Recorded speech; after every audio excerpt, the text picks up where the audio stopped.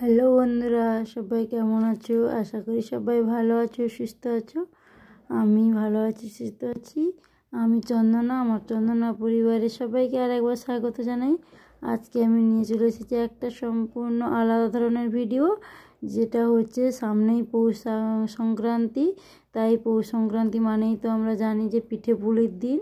তাই পিঠে পুলিটা মানে খুব খেতেও ভালো লাগে। তাই আমি আজকে একটা নতুন ধরনের পিঠে নিয়ে তোমাদের কাছে চলে এসেছি। আশা করি তোমাদের এই পিঠেটা ভালো লাগবে। পিঠের ভিডিওটা তোমরা সম্পূর্ণ পুরো ভিডিওটা দেখো, কেউ স্কিপ না করে দেখো। বন্ধুরা, আমি আজকে বানাবো চিড়ের মালপোয়া। কী দিয়ে বানাবো? আমি প্রথমে চিড়ে নিয়েছি, চিড়েগুলোকে ভালো করে বেছে নিয়েছি, কারণ ধান থাকে তার জন্য। দিয়ে আমি চিড়েগুলোকে ভালোভাবে আমার বাছা হয়ে বেছে নিলাম। এবার আমি জল দিয়ে ভালো করে চিড়েটাকে ধোবো, কারণ চিড়েতে না ধুলে অনেক নোংরা বেরোয়। তাই চিড়েটাকে আমি ভালোভাবে ধোবো। আমার চিড়েটাকে আমি ধুয়ে ভালোভাবে জল দিয়ে ভিজিয়ে রাখলাম।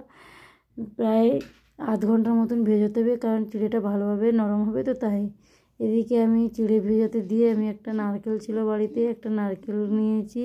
নারকেলটাকে আমি ফাটিয়ে নিয়েছি।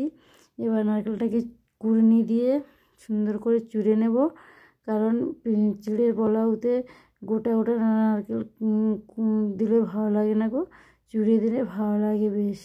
দেখো বন্ধুরা, আমি একটা চুড়নি নিয়েছি, চুড়নি দিয়ে নারকেলটাকে কি সুন্দর করে গোল গোল করে ঘুরিয়ে ঘুরিয়ে সুন্দর আমি চুড়ে নিচ্ছি। সেদিকে আমার নারকেলটা চুড়ানো হয়ে গেছে। এদিকে আমি গুড় নিয়েছি। গুড়টাকে কি করব, যেহেতু এটা পাটালি গুড়, তাই শক্ত, ওটা তো পিঠের সঙ্গে মিশবে না। তাই একে আমি কী করব, হালকা একটু জল দিয়ে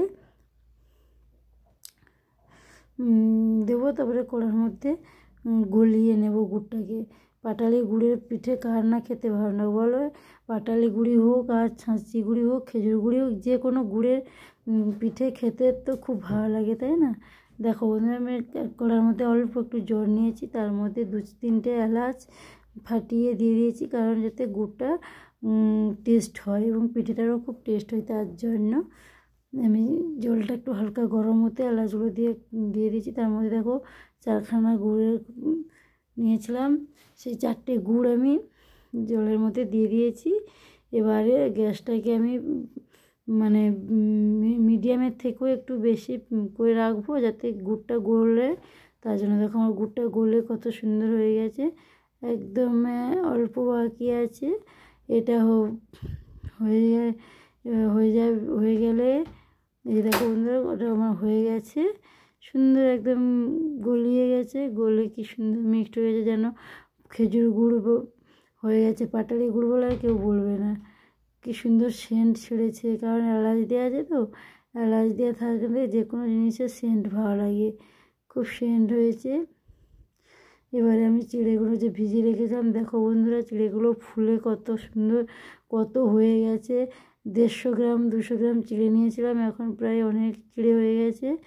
আমি চিড়েগুলোকে হাত দিয়ে ভালো করে দোলা দিয়ে দিচ্ছি, কারণ ভিজিয়ে রেখেছি, বেশি দোলা দিতে লাগবে না। তার মধ্যে একটু না দোলা দিলে পিঠের মধ্যে বুটা বুটা হয়ে থাকবে। তাই আমি ভালো করে দলে নিয়েছি। দেখো আমি ভালোভাবে দলে নিয়েছি। দলে আমি তার মধ্যে ময়দা দিয়ে দিয়েছি, পরিমাণ মতন ময়দা দেবে। ময়দার পরিমাণ বেশি রাখলে ভালো লাগবে না। তাই আমি ভালোভাবে ময়দাটাকে নিয়েছি, নিয়ে ভালোভাবে একে মাখবো। জল দিয়েছি, জল দিয়ে আমি ভালো করে মাখছি। যেহেতু চিনি দেবো না, গুড়ের রস আছে, গুড় আছে, তাই চিনি আর দেবো না, গুড় দিয়েই করবো আজকে। দেখো নারকেলগুলো কোড়া হয়ে গেছিলো। এই নারকেলগুলো আমি কী করবো, পিঠের মধ্যে, সেই মাখানো পিঠের মধ্যে দিয়ে দেবো। কত সুন্দর নারকেল কুড়নিগুলো দিয়ে দিয়েছি। দিয়ে এবার আমি এটাকে ভালোভাবে মাখিয়ে নেব। মাখিয়ে ভালো করে ফেটাবো আগে। যত তুমি ফেটাবে, যত মাখাবে, তত তোমার গুড় পিঠাটাও খুব ফুলবে, বড় বড় বড় ফোলাম ফোলাম হবে খুব মাখানে। এর মধ্যে আমি গুড়টা ঢেলে দিলাম। গুড়টা আমার ঠান্ডা করতে দিয়েছিলাম, এবার আমার গুড়টা ঠান্ডা হয়ে গেছে, তাই গুড়টা ঢেলে দিলাম। এবার আমি ভালো করে মাখবো। তোমরা কারা কারা চিড়ের মালপোয়া খেয়েছো নাকি খাওনি আমাকে কমেন্ট বক্সে প্লিজ কমেন্ট করে জানাবে যে দিদিভাই আমরা চিড়ের পোলাও বানিয়ে কোনদিন খেয়েছি, তোমারটা কীরকম টেস্ট হয়েছে তুমি আমাকে জানাবে। তাহলে আমি কীরকম বানিয়েছি তোমাদের কাছে শেয়ার করলাম। যে ভালো লাগে যদি একটা লাইক কমেন্ট শেয়ার করে দাও, আর পাশে থাকা বেল বাটনটিকে অন করে দাও। তোমরা যেরকম বানিয়েছো আমাকে বলবে, আমিও চেষ্টা করব তোমাদের মতন বানাতে। আর আমি যেভাবে বানিয়েছি তোমরা সেভাবে একটু প্লিজ বাড়িতে বানিয়ে খাও। দেখো আমার ভালোভাবে মাখানো হয়ে গেছে। এদিকে আমি কড়া বসিয়ে দিয়েছি, কড়ার মধ্যে তেল দিয়ে দিয়েছি। এবার আমি একটা পিঠে দিয়েছি। আমি কিন্তু অনেক 4-5টা করে পিঠে দিয়েও ভাজতে পারি, তোমাদেরকে সবটাই ভিডিওর মধ্যে দেখাবো, তোমরা দেখতে থাকো। দেখো আমি একটা পিঠে দিয়েছি, কি সুন্দর ফুলে উঠে গেছে। কেন বলো তো বন্ধুরা ফুলে উঠে গেছে? অনেকজনের দেখবে পিঠে ফুলে না। আমার কেন ফুলেছে বলো তো? আমি ভালো করে মেখেছি, ভালো করে মাখার জন্য আমার এটা ফুলে যাচ্ছে।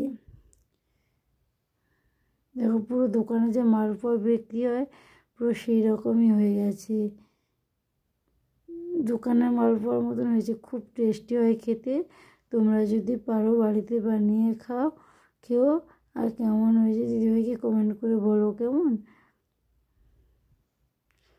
একটা আমি তুলে নিচ্ছি, আবার একটা দিয়ে দিয়েছি। দেখো এটাও কি সুন্দর গোল হয় পরপর। দেখো পরপর আমি এবারে 2-3টে করে দিয়ে দিচ্ছি।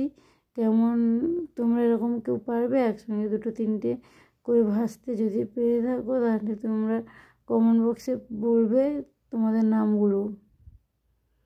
এই দেখো আমি কত সুন্দর একসঙ্গে 3টে দিয়ে দিয়েছি, 4টে দিয়ে দিয়েছি। সবগুলো কিন্তু আমি একেবারেই রান্না করব, উল্টাবো। দেখো কি সুন্দর হয়েছে। এবার আমি সবগুলো তুলে নিয়েছি, একটা মাত্র ছিল। দেখো একটাকে আমি তেলের মধ্যে দিয়ে দিয়েছি।